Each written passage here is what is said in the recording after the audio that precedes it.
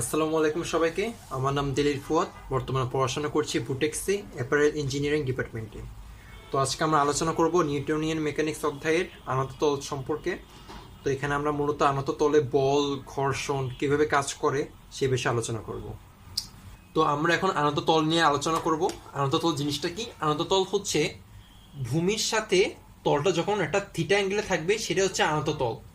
এখন ধরলাম আমি এটা আনত তল, এখানে আমাদের একটা বস্তু আছে, বস্তুটা এম ভরের বস্তু। তো এটা হচ্ছে ভর কেন্দ্র থেকে নিচের দিকে কি কাজ করবে?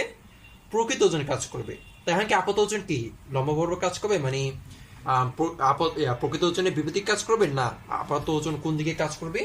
তল যেহেতু থিটা অ্যাঙ্গেলে, এ তলের লম্ব বরাবর আপাত ওজন অথবা প্রতিক্রিয়া বল তথা আর কাজ করবে। তো এখন এখন এমজি যদি নিচে দিকে কাজ করে, এখন আমরা কি এমজি ইকুয়াল টু আর লিখতে পারবো? না, এখন পারবো না। কারণ কি, বস্তুর সাম্যাবস্থা থাকলেও আর আর এমজি পরস্পর 180 ডিগ্রি বা বিপরীত দিকে নাই, এই জন্য আমরা এটা লিখতে পারি না। তো এখন সাম্যাবস্থার জন্য আমরা কি করতে হবে? তো আমরা একটু আগে যে আমরা ভেক্টরে তো পড়ে আসছে যে লম্বাংশ জিনিসটা কি। লম্বাংশ জিনিসটা হচ্ছে যেমন একটা, এটা যদি ভূমির সাথে যদি এফ মানে থিটা অ্যাঙ্গেলে যদি এফ বল প্রয়োগ করা হয়, তাহলে যে তলের সাথে থিটা থাকবে সে তলে হবে এফ কস থিটা। এটা হচ্ছে ভেক্টরে পড়ে আসছো তোমরা, যে এটা কি বলে লম্বাংশ, আর লম্ব বরাবর কি হবে? এফ সাইন থিটা হবে। তাহলে এখন এটা যদি থিটা হয়, তাহলে আমাদের এই আর এর বিপরীত দিক বরাবর, এর দিক বরাবর কি হবে?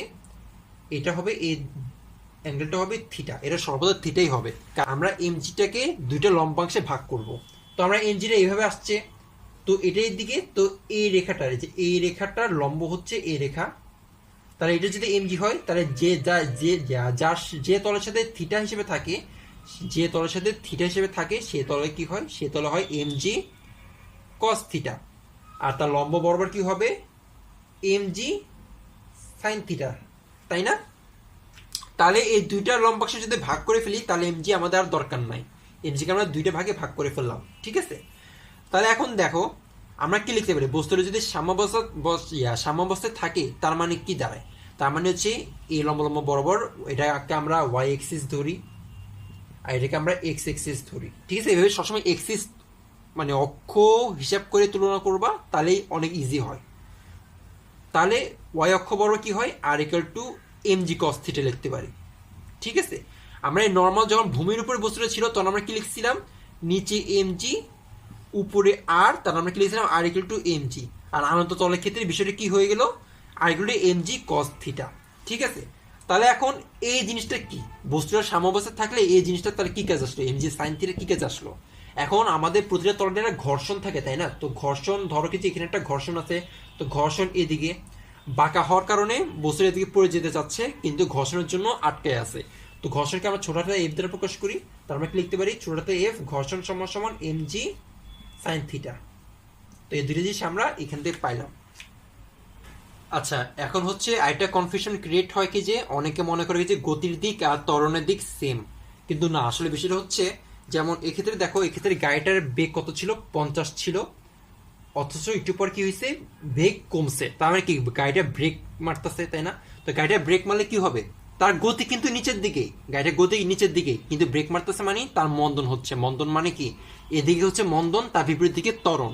তো এখানে ত্বরণের দিক কি হবে? এর দিক হবে উপরের দিকে, গতির দিকে বিপরীত দিকে। আবার এক্ষেত্রে কি, বেগ ছিল আগে 20, এখন বেগ বেড়ে হয়েছে 50, তাই কি গতি তো নিচের দিকেই, তাই কি বেগ বাড়তেছে না? বেগ বাড়তেছে মানে কি? বাড়তেছে মানে ত্বরণ হচ্ছে। ত্বরণ মানে এখন ত্বরণ কোন দিকে হবে? ত্বরণ নিচের দিকে হবে, ঠিক আছে? আরেকটা জিনিস হচ্ছে, আমাদের যে কপি করলে ম্যাথ থাকে, কপি করলে ম্যাথের একটু কনসেপ্ট এখানে লাগে, যেটা হচ্ছে কি, যে কপি করলে ম্যাথ আরেকটা ভিডিওতে দেখানো হবে, কিন্তু এই ম্যাথে কিছু কনসেপ্ট লাগবে এখানে। যেটা হচ্ছে কি, যে যদি একটা বস্তু থাকে, এটা একটা বস্তু, এটা একটা বস্তু। আচ্ছা, একটা বস্তুতে বুঝে আগে, যে যদি একটা বস্তু থাকে, তাহলে ধরো যে বস্তুটা দুই দিক দিয়ে রশি দিয়ে লাগানো আছে, তো এদিকে যদি আমাদের এই পয়েন্টে ধরলাম যে বল হচ্ছে, বল অথবা টেনশন, টেনশন মানে বল, টি দ্বারা প্রকাশ করি, T1, তাহলে এখানে তোমার T1 হবে না, এখানে অন্য মানে একটা বল থাকবে T2।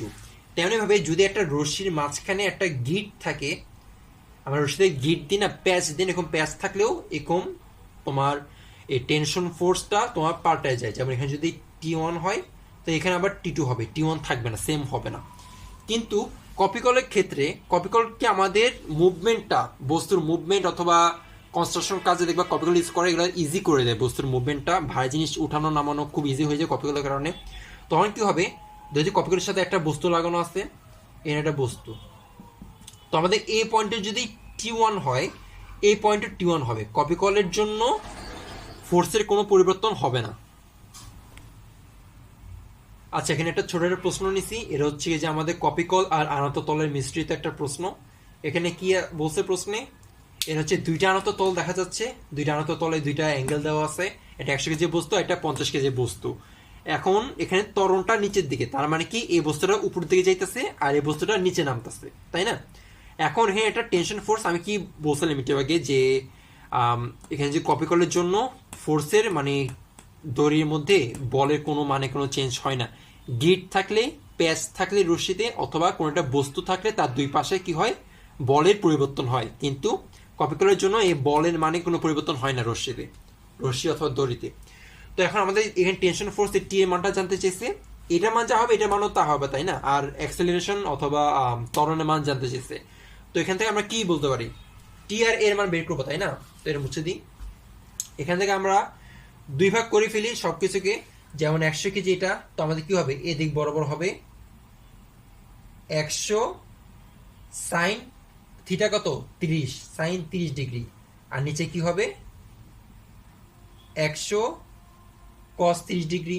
তেমন ভাবে এটাও নিচে কি হবে, এটার পাশে কি হবে 50 সাইন 53 ডিগ্রি, এটা 50 কস 53 ডিগ্রি। এখন তো আমরা সমীকরণ সাজাতে পারি, সমীকরণটা হচ্ছে কি যে যেহেতু আমাদের ত্বরণটা নিচের দিকে, তার মানে কি বস্তুটা নিচে যাইতেছে, বস্তুটা নিচে যাইতেছে মানে কি এটার মান অবশ্যই এটা থেকে বেশি। এখানে ঘর্ষণ ব্যাপারে কিছু বলে নেই, তার মানে ঘর্ষণকে আমরা উপেক্ষা করব, কিছু না বললে ঘর্ষণ বাদ, ঘর্ষণের কথা আসবে না। তো এখানে আমাদের নিচে এই পাশে হচ্ছে এক্স অক্ষ বরাবর, বাম পাশে এটা 100 সাইন থিটা, যেহেতু বস্তুটা নিচের দিকে নামতেছে তাহলে অবশ্যই এটার মান এই তর তুলনায় বেশি, ঠিক আছে? তাই 100 সাইন থিটা মাইনাস টি সমান টি, বস্তুর ভর কত 100 ইন্টু ত্বরণ কত এ। আমরা কি জানি বল সমস্যা F equal to M A না, ওইটাই তো। তোমার এটা থেকে এটা বিয়োগ দিলে যেটা থাকে সেই ত্বরণে তো নিচে নামতেছে, তাই না? তো তেমনি ভাবে এই বস্তুর ক্ষেত্রে কি হবে বিষয়টা, এই বস্তুর ক্ষেত্রে হবে যদি এটা উপরে উঠতেছে, তার মানে কি এটা বড় এটা বড়, উপরে উঠতেছে মানে টি এর মান এটার থেকে বেশি, এর জন্য টিটা এটাকে টানতেছে, আর এটা কম পড়ছে দেখা। দেখো এদিকে আমি যদি 10 নিউটন বলের টানি, এদিকে যদি আমি 5 নিউটন বলের টানি, কোন দিকে যাবে? অবশ্যই এদিকে যাবে, কারণ কি এদিকে বেশি বলের টানতেছি। তেমনি ভাবে এটা যে উপরে যেতেছে তার মানে টি এর মান অবশ্যই এটা থেকে বেশি। তাহলে আমরা এখানে লিখতে পারি T minus 50 sine 53 degree equal to কি হবে, এটা এ ত্বরণে উঠতেছে না, এটা তো এ ত্বরণে উঠতেছে, তাই না? তাহলে কি হবে, F equal to M A, এটা এম কত ভর 50, এ হচ্ছে এ। তাই এখন কি করা যায়, এই দুইটা সমীকরণকে সমাধান করলে আমাদের কি আসবে, এই দুইটা সমীকরণকে সমাধান করলে আমাদের টি এর মান চলে আসবে। ওকে, তো টি এর মান চলে আসলে টি এর মানটা যদি আমরা যে কোনো একটা সমীকরণে বসাই তাহলে আমাদের এর মানও পেয়ে যাব। তো এই ভিডিওতে আনত তল সম্পর্কে এইটুকুই, সামনে ইনশাল্লাহ আনত তলের বাকি অংশ আর কপি কলের ব্যাপারে সম্পূর্ণ একটা ভিডিও আসবে।